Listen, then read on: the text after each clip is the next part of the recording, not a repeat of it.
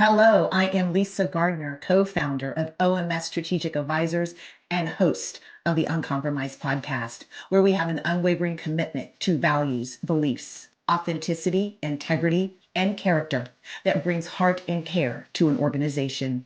Today, it's more than just an interview for me. It's a reunion, a celebration of mentorship coming full circle. We are honored to have Ron Parker, a trailblazer in the world of securities and leadership and a pivotal mentor during the early years of my journey. As the former president and CEO of the National Association of Securities Professionals, Ron has been at the forefront of advocating for minorities and women throughout the span of his career. His leadership journey includes an impactful tenure as president and CEO of the Executive Leadership Council, representing global Black CEOs and senior executives. Ron's remarkable career spans nearly 3 decades at PepsiCo, culminating in his role as Senior Vice President of Human Resources, Labor Relations, and Global Diversity and Inclusion. His influence extends to numerous boards, including the Association of Governing Boards of Universities and Colleges, Baylor Scott and White Hospital, and the Executive Leadership Council. A graduate of Texas Christian University, Ron's commitment to education and leadership development is evident in his service on TCU's Board of Trustees and the Board of Advisors for its Neely School of Business. Welcome, Ron. I just want to start out by letting the listeners know, as I look back over the season of our lives and we look back professionally and personally and pinpoint those people that God has used to encourage us to take the next step forward. And you have been one of those people for me and so many others, as you know. And to name a few more that have impacted my life, but I believe that you have also mentored these people as well. I think of Michael Bender. I, Yes. I think of Jerome Davis. Hmm. I think of Grant Doster. Grant Doster was one of my early bosses when I first came out of undergraduate at USC. Not sure that you know him, but he came to my mind as I was writing this. And Tim Goodley. Not sure if you know Tim as well, but I definitely through the years have mentioned you. I mean, throughout the past 26 years or that I have been in my career, and I just want to say thank you. And also, this came to my mind too, Ron. I also remember you handling diversity sensitivity issues when it was not popular, when it was not welcomed. Being forward thinking, you were courageous and bold. These are some of the words that came to me as I was thinking about you. You've been held in high regard. You've broken ceilings with success. I just want to say thank you, not only on behalf of me, but everyone you have mentored um, and those that you've put along the way, telling them that, yes, you can. Thank you for being a transformative leader. You were transformative. You're my first example of watching a transformative leader in so many areas that were considered high risk. Words cannot be written for what you have done for so many people, communities, and the legacy that you are leaving for those after us to build upon. So I just wanted to get those words out. They came to my heart, and I said, I got to write these down and let you know.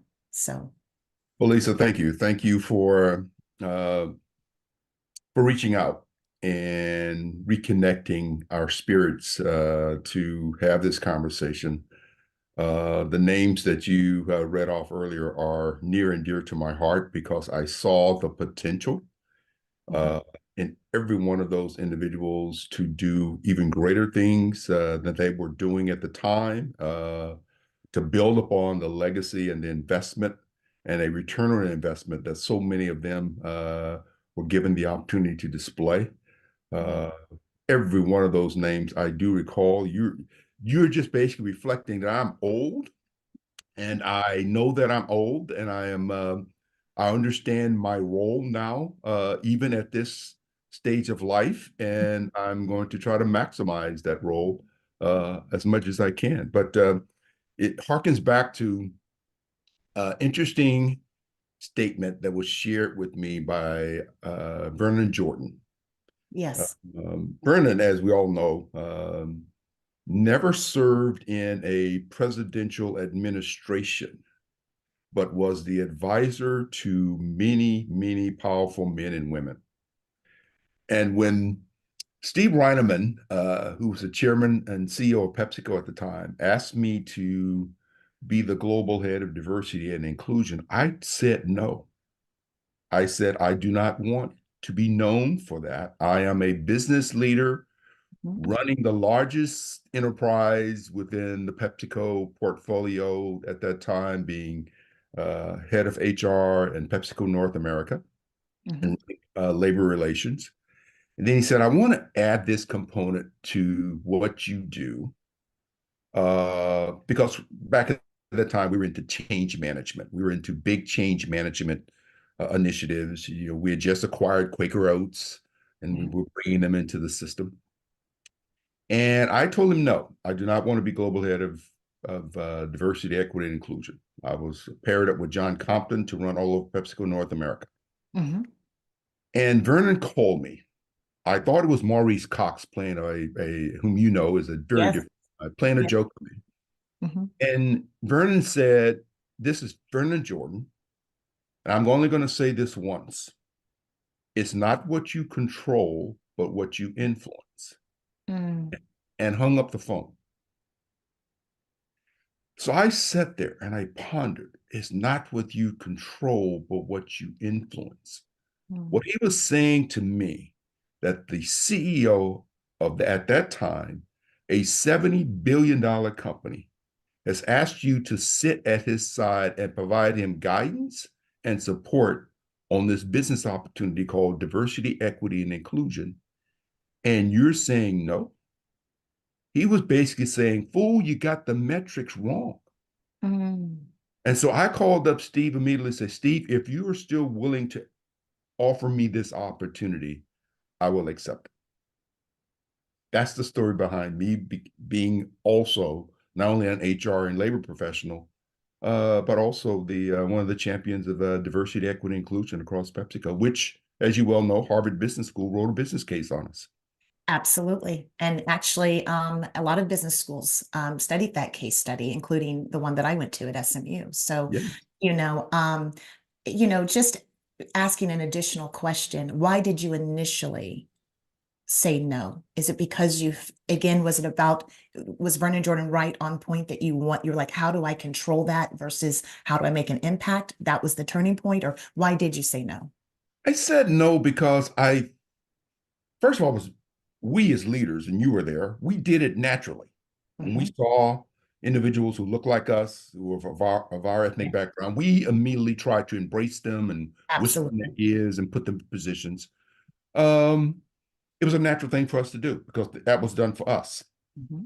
But I said no because there was a tendency for people to only know you for that and not for your marketing prowess, your strategic skills, your ability to influence leaders. They just kind of assume that you being a black female, that you would champion other black females. Me being a black male will champion other black males. Hmm. And I did not want that to be a part of my legacy. Lo and behold, it did become a part of my legacy. So I said Absolutely. no because of what the system would have normally defined me as, and I was running away from that to say I will not be defined that way. But no, 30 years later, I am most proud of the work that Lisa, that our culture at PepsiCo allowed us to do. And there's a group of us at PepsiCo. We get together around the country that Maurice Cox, Lawrence Jackson, uh, Yeah. Mitzi Shore, Deb Sandler, Van Sapp, Vince Jackson. I mean, we all get together and we just sometimes ponder how blessed we were to be given the opportunity to work in an organization that gave us the ability to be change agents and leaders and entrepreneurs and business people, Hmm. but at the same time supported us in what was aligned with the mission and vision of our shareholders at PepsiCo. So it was like being an entrepreneur. I'm sure Hmm. when you're in marketing and sales, you basically had your own, it was like your own company that you led and managed. Absolutely. Absolutely. And the organization gave you resources to do that. What a wonderful experience. It is. But not only that, the names that you just named, including yourself, not only did you just impact PepsiCo, other companies followed suit. You were the example, you were the pioneer for other companies to truly begin to take this very seriously, global diversity. So, and that's me knowing that from going to other industries, even currently being in the commercial real estate industry for the past 15 years, doing the same thing I've always done, business development and sales. That is how we've been able to impact the organizations of the larger firms. We always go back to the examples that we learned from PepsiCo, very much so. When it comes to diversity, a lot of industries have been far behind compared to where PepsiCo has been. So Exactly. absolutely. Here's another question that I have. Most recently, I've been reading that they are trying to redefine diversity, equity, and inclusion as reverse racism in some areas of the country. How do you explain and define D&I to those who truly are off center in it? And how do you explain that it's truly a win-win for all? Sure. What we learned and what I've been exposed to is that diversity is about growth. It is about growth of systems and organizations that may not be as attuned to that which they are not familiar with. Diversity is about innovation. It's about bringing people to the table and listening with respect and regard for the enhanced opportunity to grow even farther, to grow even faster, to be more impactful. Diversity, I have always said, is a fact. Inclusion to me is a action. Belonging to me is a value, and equity is a choice. And so when you put all that together, the work that is being done is around DE&I is not threatening to anyone or any system or any culture. It is a courageous engagement to explore that which is unfamiliar, but still being given the ability to choose as to what you would do if you are, like you, put in charge to lead organizations and people. But it's around innovation. It's around growth. It's around that which you are not familiar with. That enables you to build upon your level of understanding and appreciation for the unknown. Very good. Very good. You know, a lot of times when I'm in meetings and we're talking about diversity, equity, and inclusion, just from a client standpoint, looking at the marketplace, sometimes I say this is a business decision as well. We don't have any other option but for everyone around this table to look like the marketplace we're serving. And so when you talk about innovation and it not being against any system or any group, I mean, truly, it is a win-win for all people. So thank you. Thank you. It's a great Lisa, I love the fact that you start with data.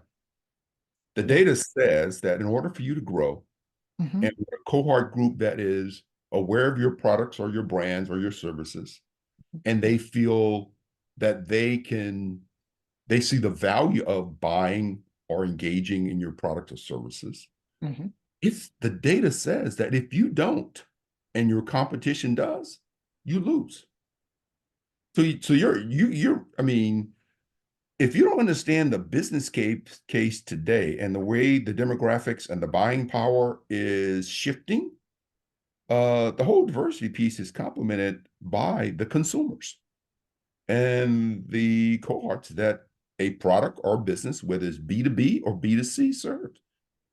And that's what it's all about. And if you're not cognizant of that, then I think you're leaving a major part. You're not really fulfilling your role as a fiduciary leader because you are leaving an opportunity on the table that could very well translate into shareholder value. Absolutely. Absolutely. Which is another point of a win-win for all. Exactly. Yeah. Exactly. Let's take some examples. Yes, I'd love to. Let's take sports and entertainment. We're in the middle of the National Football League playoff system. Think about what it looked like 50 years ago before they allowed women and people of color to participate, either at the management level or even on the field of play. And because of that appreciation for that diversity, we have brought in a level of excitement, a level of innovation. Imagine playing basketball and the three-point set shot or underhand set shot will still being used today. How boring would that be for your viewers? But now you got all of these different moves, these different systems, the three-point system, the points on fast break. You have all this data now that says by enhancing the diversity of the game, I have elevated the regard and value of the game to the point that across all spectrums of sports, we're looking at billions and billions of dollars being generated for the teams, for the players, for the communities in which those teams reside. And those teams are doing good work within the community. So, to your point, it is a win, win, win, win for everyone. Absolutely. And what a great example, especially, just to bring it back home. I have a son who's also an athlete, and what he can add to the game, which is a diverse piece of his athleticism, could actually put more points on the board, could Exactly. actually help them to win the championship. But it's the idea of the leadership being open enough to say, hey, he's one of the few that can do these things. Should I use him, or am I, afraid that he will take away from, who is my person, who's my top shooter, who I'm really sponsoring. There's just so much there that you said, and it really relates back to business as well. The innovation of sitting diverse groups of people or people around a table. You never know what you can come up with to add to the bottom of line that translates to the dollars. Sure. And yes, very great example. See, your son is an asset to the team and to the school that he's representing, Absolutely. which means that as an asset, you would want to develop and invest in him so Yeah. that he reaches his fullest potential so Yeah. they can be beneficial for the school as well as for the team. Absolutely. Very There's good. no, there's no threat there. Absolutely. There's no threat, There's just no an add in a win-win. exactly. Yes, absolutely. Let me go to the next one. When did you well, actually, I wanted to ask you this. You mentioned change management initiatives, and I know that you have led and been a part of many impactful change management initiatives. You named a few just earlier. Can you share an example of an initiative that you thought may not go as planned? What were the steps you took? What was your mental process? What did you do internally that maybe you've never spoken about that you could share with the listeners? Some kind of golden nugget that you did even internally within the organizational structure, conversations you had, steps you took, that kind of thing. Wow, that's a very interesting question, Lisa, because my mindset is that I don't look at what people define failure as failing. Mhm. I look at it as an opportunity to learn. I've been around so many people who have encountered so many much more acute difficulties than myself, given my growth and my interactions with people. I had a hard time looking back to say, what did I attempt doing during my 50 years of being a professional that I tried and I failed at. And I'm sitting here and I can't think of one because I've always looked at any challenges as just that, challenges to learn from. Mhm. And I was taught early on. I mean, my background, I grew up on a family farm and a ranch with my siblings, and Mother Nature, as it is doing here in Dallas, will throw challenges at you all day long. And you have two choices. You either let it impede you from moving forward or you adjust and adapt. Absolutely. And when I've encountered setbacks, I've encountered them as opportunities to learn. Mhm. Now, I will not use the same approach going forward because if I do, that's a recipe for again difficult encounters or things that will make things challenging. But in my life, I have, maybe it's the foolishness in me, but I have not allowed for situations to pass where I have not spoken up. Mm. I have been in situations with teams, having been, former athlete myself, where maybe there were times when I said, "Hey guys, we should consider running this play or doing that," because I was still in a learning mode, Mhm. uh, a mode of gratification where I was still grateful to be playing, Division I college sports, or being Mhm. on the Chicago Bears and That's being right. to a Walter Payton. You That's know, right. um, I even when I went and was accepted to SMU's law school, my mentor, who was a multi-billionaire and a university sponsor supporter at TCU, Mhm. he told me at age 22, he said, it would be great to go to law school. And he said, but there will come a time, if I know you well enough, you will have lawyers reporting to you. And he was correct. He was right. So what I've come to realize, it is not the title or the position in the hierarchy that gives you power. Mhm. It is how you appreciate and use power in a way that it drives change. Mhm.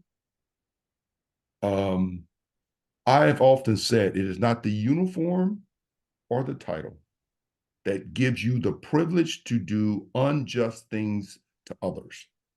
And Mm. I challenge that power from day one. Mm. And this goes back to, as I'm aging here, I'm reflecting upon, like, again, Mother Nature. Mhm. I could challenge Mother Nature and go outside and say, I'm going to go for a run with the conditions being what they are and potentially fall and hurt myself. Is that an appropriate decision to take? No. I respect the Mother Nature and said, listen, I can do my workout, upstairs and be a lot safer and not encounter the possibility of being injured. That's just respect, Lisa. And I think when you talk about, you know, failures, I don't, there's nothing in my life that I look back on that I said I've failed. I've just encountered some difficulty. That's all. Absolutely. It's through, but it's funny when things don't go as planned, that's when you truly, at least when I look back and I even teach my children this, that's when you truly grow. That's Mhm. the growth platform. And like you said, you may make adjustments, but, Exactly. but you've taken the next leap and the next Exactly. There's absolutely. a there's a there's a futurist that I hang out with. I hang out with some cool people. I hang out, people like you, people like Herman Bowles, people like Maurice, Lawrence Jackson. I have always been curious about people and how they approach things. And there's a futurist by the name of Dr. Nat Urban. He's down Mhm. at the University of Louisville. Met him about 25 years ago at Wake Forest. Mhm. He is an individual who imposed upon me the statement, if you're going to have setback, have it early and often. Because and I'm not using the word failure, I'm saying setback, because he has conditioned me, okay, it's not failing, it is just a setback, Just a setback. just a setback. And if you're going to do it, let it be early so that you learn from it and incorporate it into your next round, that approach that you're taking, and learn from it and apply it. Mm. Same with sports. If you ask your son if there is a play that he did not fully execute, he Mhm. has already started to mentally process what he's going to do differently if that situation presents itself again. That's not failing. To your point, it's adjusting. It's adjusting. It's That's adjusting. that's right. Yep. That's good. That's great. Well, this segues great into the next question. When did you take, and I think you addressed this even with you saying you took the global diversity job as well, but when did you take a career risk or a big jump? And what process mentally did you take to prepare yourself to actually do it? Great question. I would say it was my entry into PepsiCo back Right. in 1982. Mhm. Um, I wanted to really get with the top organization in the area of labor relations and human resources. And at that time, and still to this day, PepsiCo was known for being the top HR function. People like Michael Feiner and Tom Muldoon and Roger King and Olden Lee, these were all giants within the world of human resources. I had zero HR experience. I was a political science history major, going to go to law school, basically was going to practice civil law, and got introduced to the world of business and flew into New York and encountered a gentleman who is still one of my best friends and mentor today, Mike Feiner. We got into an argument over doing my initial interview. Lisa, he was basically challenging my university, my upbringing, my schooling, my experience at that time, and was berating it. And he did it intentionally to see would I push back?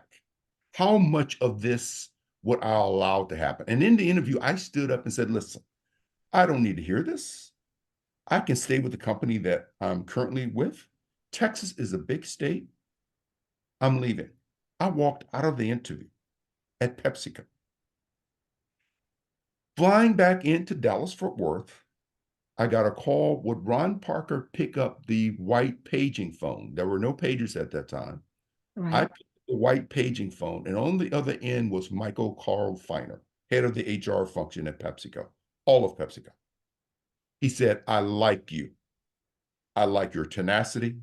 I like your confidence. He said, I know you have no experience. I would like to bring you on board. I accepted the job, Lisa, not knowing what the salary was or where I was going to be located. All I wanted was the opportunity. I came home and I told my wife, Paula, I just been offered the job uh, to work as a HR professional on the team at PepsiCo.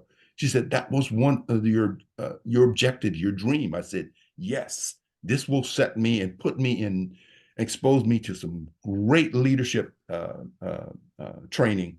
Mhm. I took the job. They were going to send me to Detroit, Michigan to learn labor in the midst of a labor strike. And I talked my way into being the HR person in Houston, Texas, where there was a labor presence, Mhm. negotiated a multi-million-dollar, 3-year, no increase labor agreement, which had never been done inside of Pepsi. All because this gentleman gave me the opportunity, and the African Americans who were in the function and in the different businesses encircled me, and I went to work learning that which I did not know. And that was the biggest risk because at the time we had our first child, our second was on the way, and I didn't know whether I was going to make it or not. But I had to try. Mhm. Mhm. I had to try. Just like I get back into my athletic career, not only being drafted by the Bears, I was also drafted by a Canadian football team. Mhm. Back then, the Canadian football team was very good, and I had a choice to make. Do I go to play in the Canadian League or do I shoot for the NFL? It was easy. Been taught if you're going to go for the best and you think you're good enough to play at that level, then go for it. And that's what I did. I went for it. Absolutely. You have it's a strong foundation of, I don't want to just sum it up as a simple word of confidence, but it's understanding that, um, it's understanding your capabilities, even though maybe you haven't shown it. I mean, that's what I'm seeing without, in the two examples you've given. It's being able to step out and say, I can handle the stretch.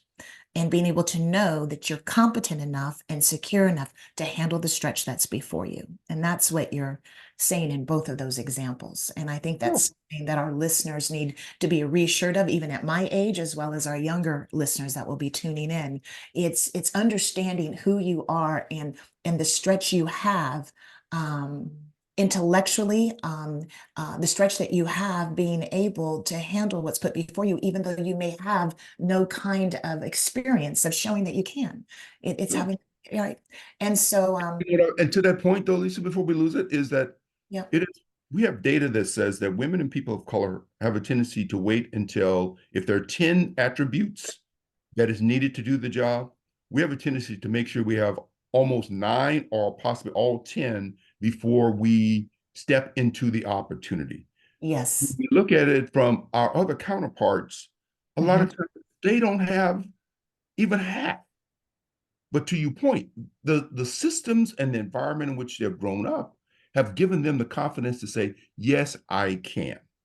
And so Yes, I saw that and adopted that mindset to say, even if I don't, I can learn how.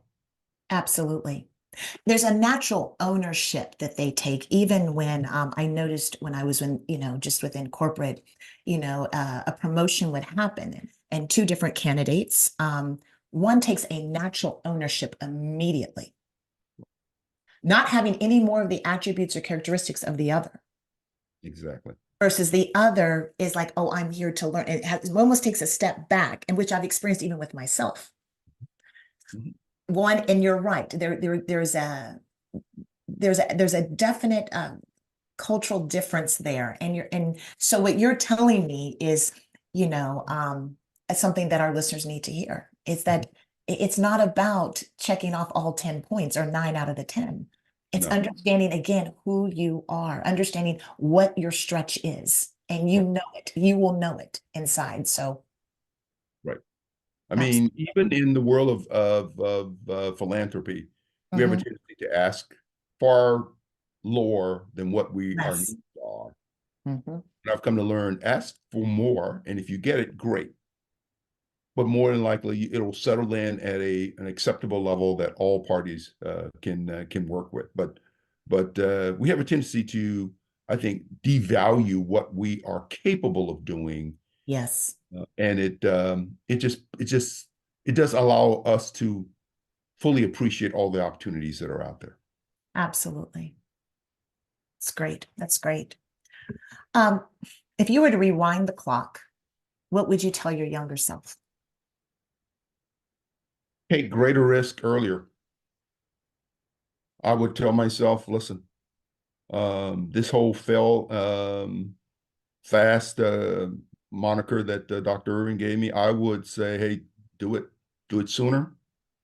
Um, I would also say, rather than chasing that which you aspire to be early on in one's career, Mhm. spend an equal amount of time while you're setting your goals and objectives, really to understand who you are and what your full potential really is, because that puts you so far ahead of what it is you're wanting to really encounter. Mhm. Um, you know, I first went, I got my first passport, I guess, when I was in senior management. And I don't count going to Mexico or to Canada, international travel. That's just walking across, the border for the most part. Mhm. But truly going outside and seeing different cultures around the world and what other cultures think of the American culture and how they are so diverse would be something that I would want to encounter early on. It wasn't until our oldest son, got into Wake in his sophomore year, he was told, and maybe it happened with you in grad school, Mhm. where you had to have a semester of studying abroad, Abroad, yes. Mhm. which I thought was absolutely fantastic. And it put him so far ahead of myself in understanding different cultures and different values that I was not familiar with.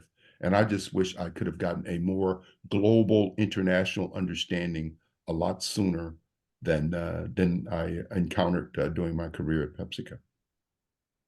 We're about to have a LinkedIn Live, and one of the topics, actually, the topic is going to be what we can receive from emerging talent. Mhm. And one of the topics with emerging talent, when I think of my daughter who's 21, the team I work with on this podcast, the average age is, mid 30s. They naturally have more of a global curiosity because of the technology and because of, being able to see things around the world at the drop of a dime. Mhm. So, I think, I tell my daughter, don't take that for granted. It's funny that you mentioned that's what you would tell your younger self. Go Right. understand the different cultures. Go understand a global point of view. I Uh, find it even interesting today, Lisa. I will encounter young men in different mhm, settings, especially men of color, who've never gone to the other side of town. There's a young mentee that I'm mentoring in my fraternity. He is in his second year at TCU.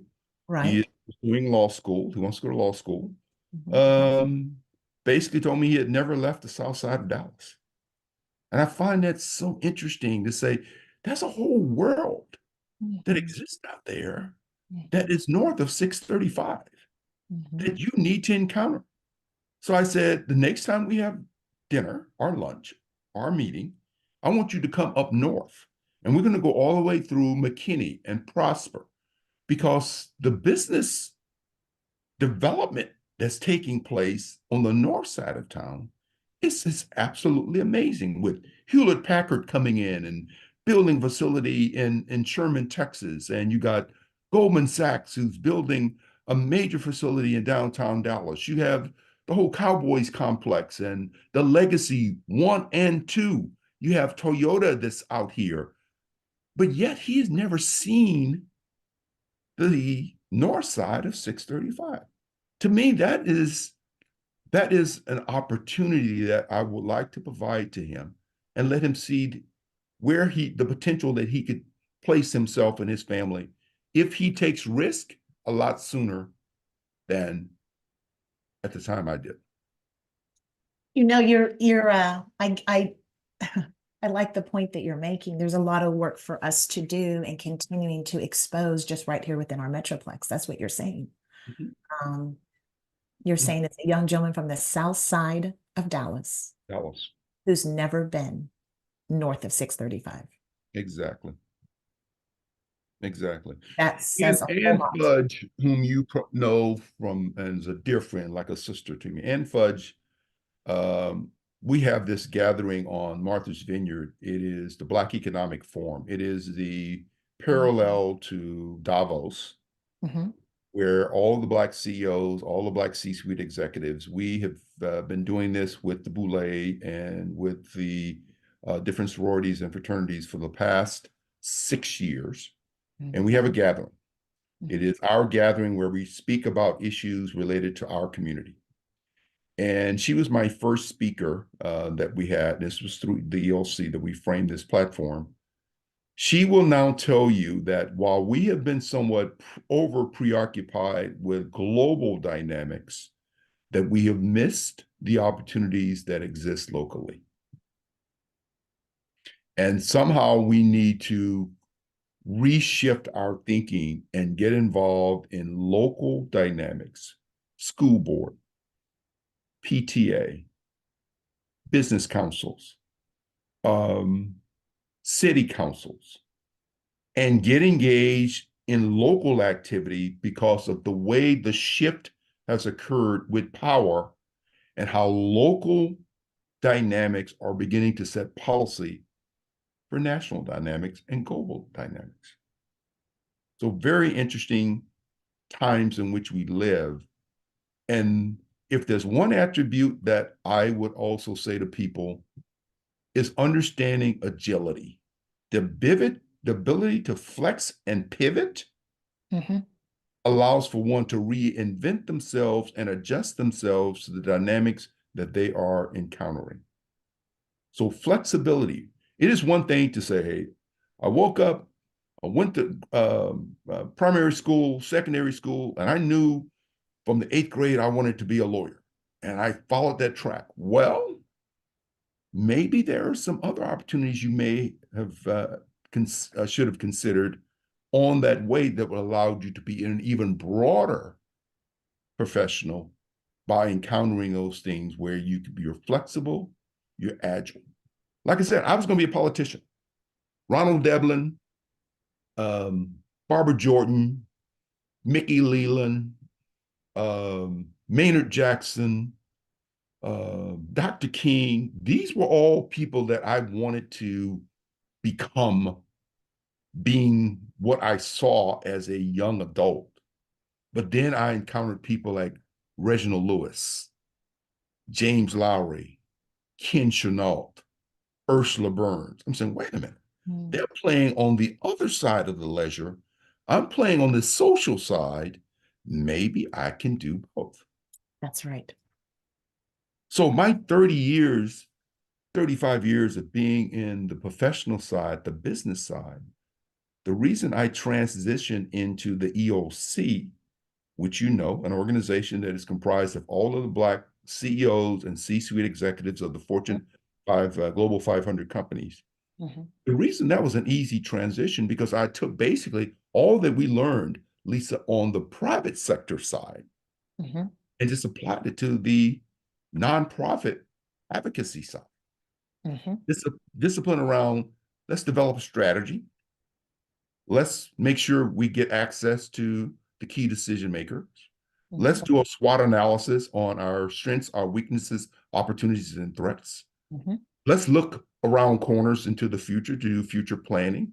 Let's bring in some of the best and brightest. Let's take personal accountability for investing in our own before we go to others asking them to invest in us. Let's make sure it is not about us, but about the next and the next two generations. Mm-hmm. That's succession planning. That's all the discipline, Lisa, that we encountered while working at PepsiCo and the different organizations. Absolutely. So that's basically why I said, when Bernard Tyson from Kaiser Permanente asked me to step in, I said, sure, but I'm going to apply principles, processes, and learnings from what I encountered on the private sector side into what we're doing with the profit. Exactly. Let's talk about ELC. I wanted to talk about that. I remember attending early on. I remember your involvement in sponsoring us to go to ELC while at Pepsi, actually when I was at Frito-Lay.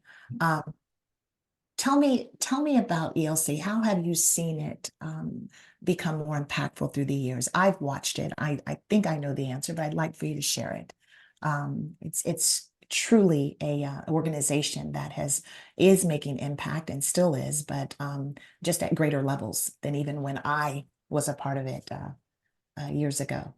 Well, it speaks to the leadership of people like Herman Bowles, who mm-hmm. was the head of the foundation. I served on his board when he was the chair of the foundation. It was also about us coming together and supporting each other and sharing our knowledge.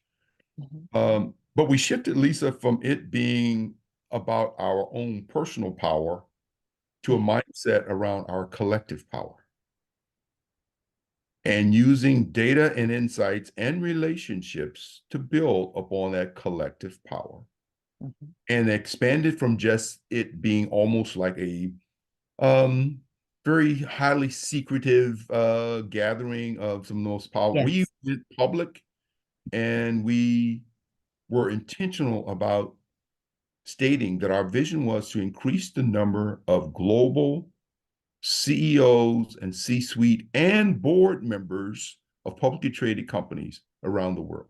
And we were unapologetic about it. And we stepped in and leaned into a much more aggressive agenda and inviting those enlightened managers like Tim Ryan from PwC, who helped with who launched the CEO Action Initiative, where we got well over 2,000 CEOs sign on to a manifesto of driving more diversity, equity, inclusion. People from like AT&T, where Sent Marshall got AT&T's CEO to sign on and basically said, we're bringing technology.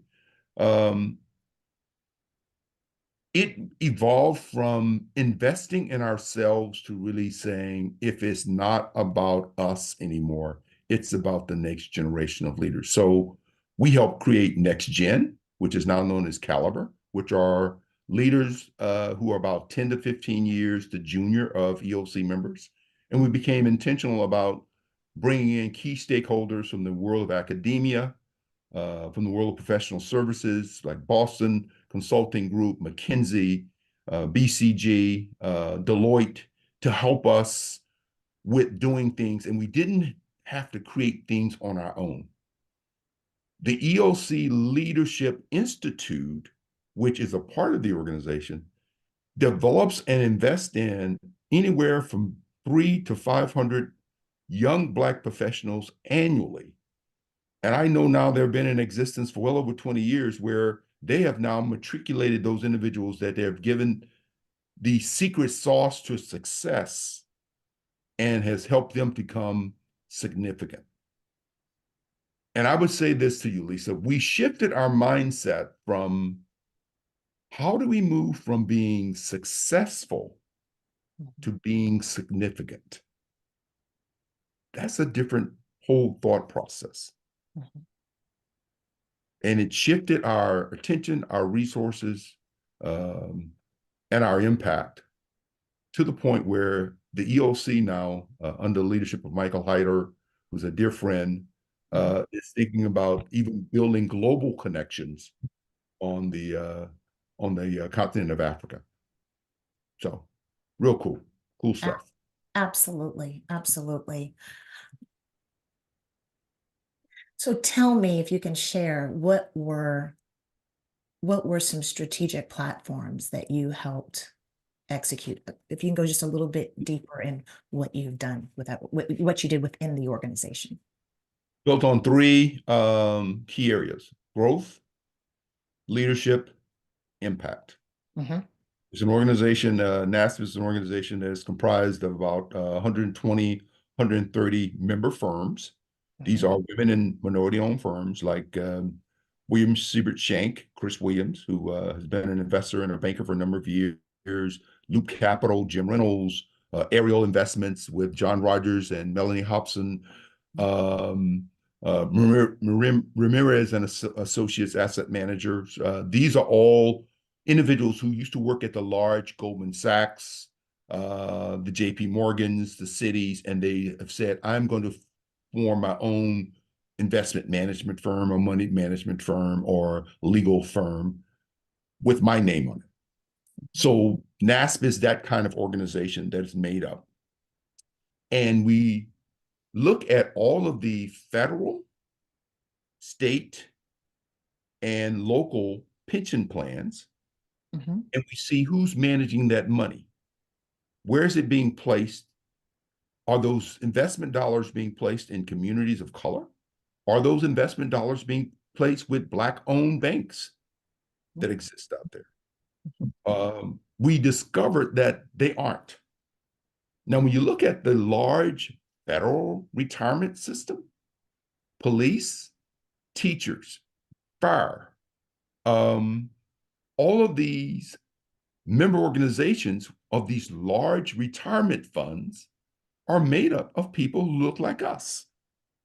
But yet 98% of the dollars and the fees that go along with managing my 401k, your 401k, is done with these large institutions: BlackRock, State Street, Fidelity, Mass Mutual. And then when you look at their leadership team, Lisa, they don't look like us. When you look at their investment committee and their board, they don't look like us. So the challenge was for me to go in to put a strategy of, first of all, growing and anchoring our businesses that were part of the membership group, provide leadership and insights, where I've testified in front of the Congressional Financial Services Committee with Congresswoman Waters and Beatty, basically trying to put new rules and policies within the SEC that says these public plans should disclose who they're doing business with, how much money is being spent with these organizations, are there any women and minority-owned firms that's managing this money? It's more than just managing, cutting the lawn and cleaning the floors. Mm. That's what NASP is all about. It's about capital money management that allows for communities to grow, for more people to like us to be employed, but Mhm. it's in diverse owned firms rather than these large mega firms that say we don't have the ability to manage money. You know what on the side, Lisa, my wife and I, Paula and I, and I've served on the board of Texas Christian University, our alma mater, for the last 23 years as a board member. That way was paid for me by a gentleman you know very well, Dr. James Cash, the Mhm. first Southwest Conference basketball player at the university, went on to become a tenured professor at Harvard and has served on many, many corporate boards. Upon his departure, he immediately said, "This is the guy you want to bring up." And I kind of went from the B team of being at the business school, trustee, board member, to being on the big board. And I was given the task to co-chair with a gentleman out of Fort Worth our capital campaign. Never in the history of the university, 150 years, has a Black man ever chaired the money side of the university. We set an objective of 750 million to be raised during our capital campaign, lean on a campaign for TCU. Right. We moved it up to 1 billion. So back in our last year, we celebrated $1.1 billion raised with the efforts of the board, with the efforts of my co-chair, with the efforts of my development team at the university. Never in the history of it being done, of a university our size. But while that is a major accomplishment, what I learned was the science and the art of asking people for money.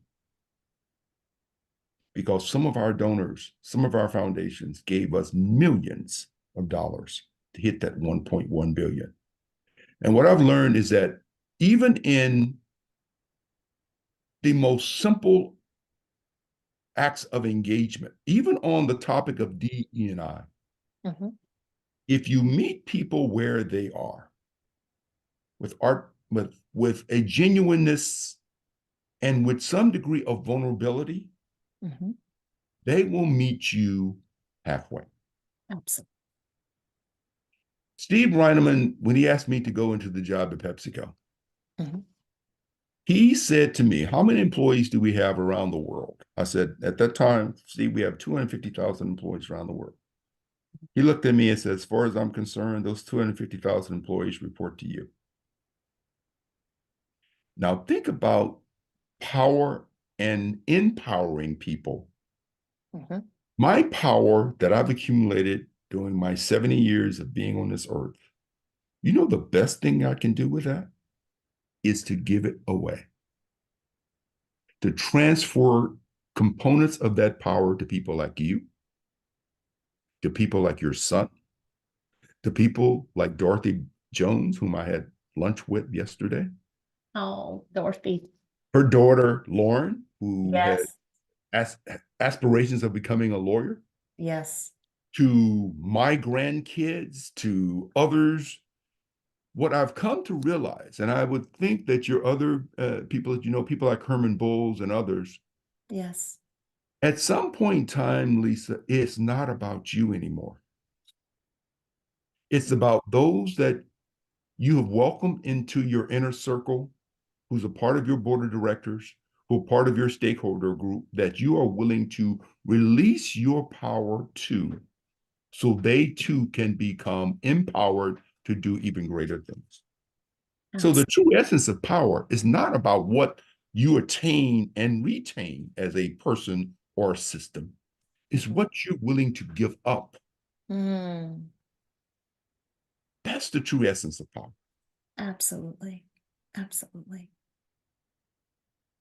You know, it's going back to the amount of, historically breaking the record of the amount of money that you, under your leadership, that was raised at TCU.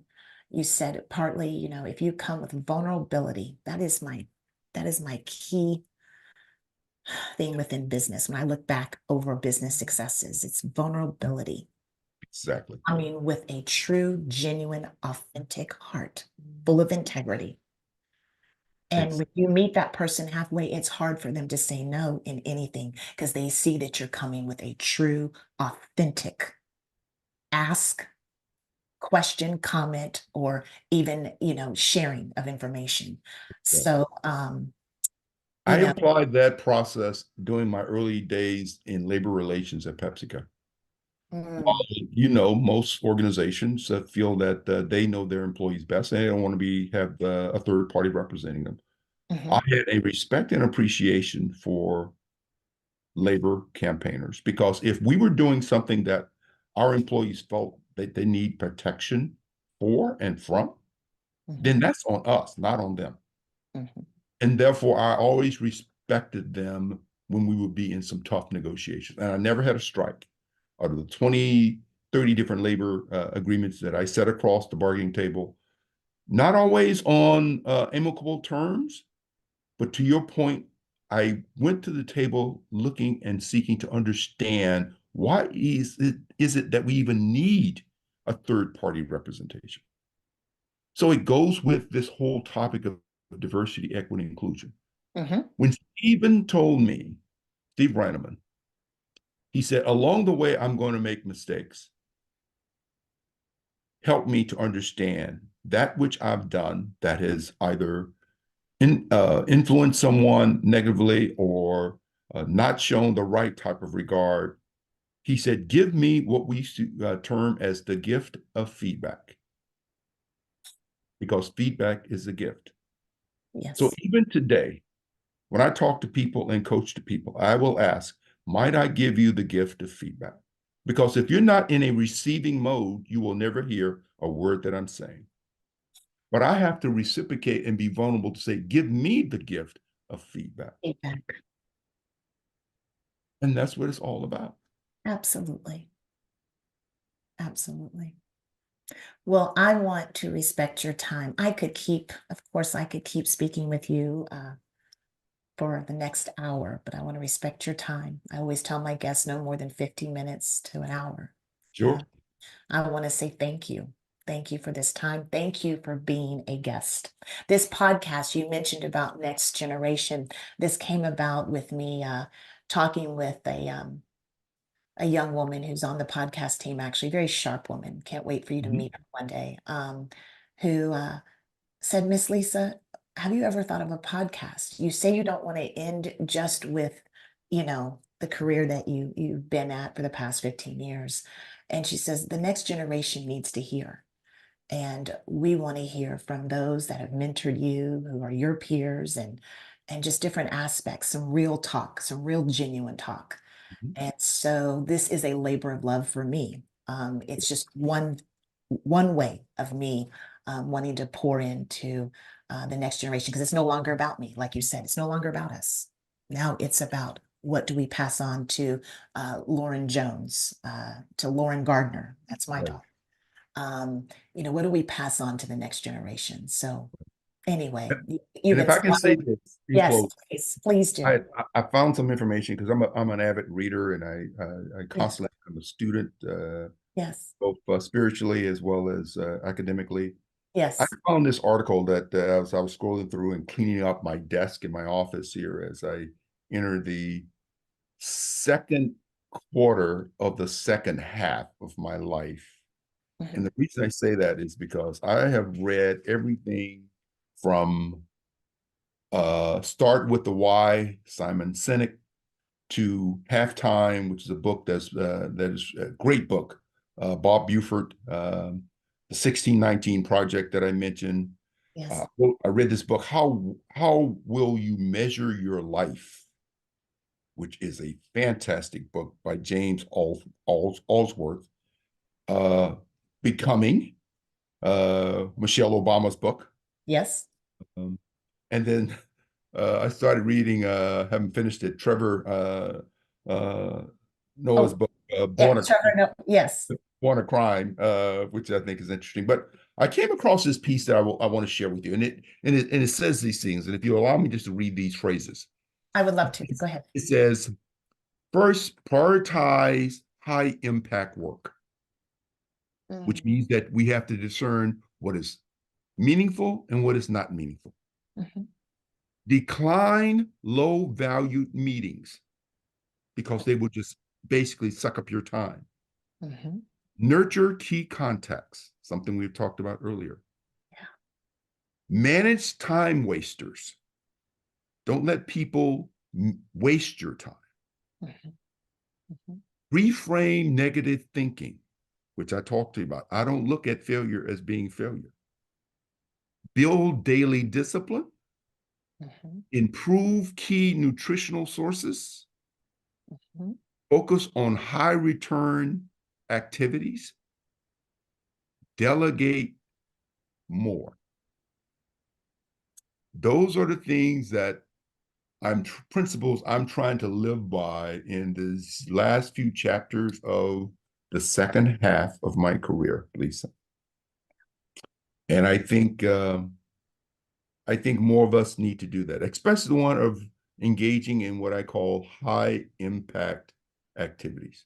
I have begun to say no to a lot of people Mhm. because I have assessed that that which they're doing is for their own self-interest Mhm. and not for the good of our community.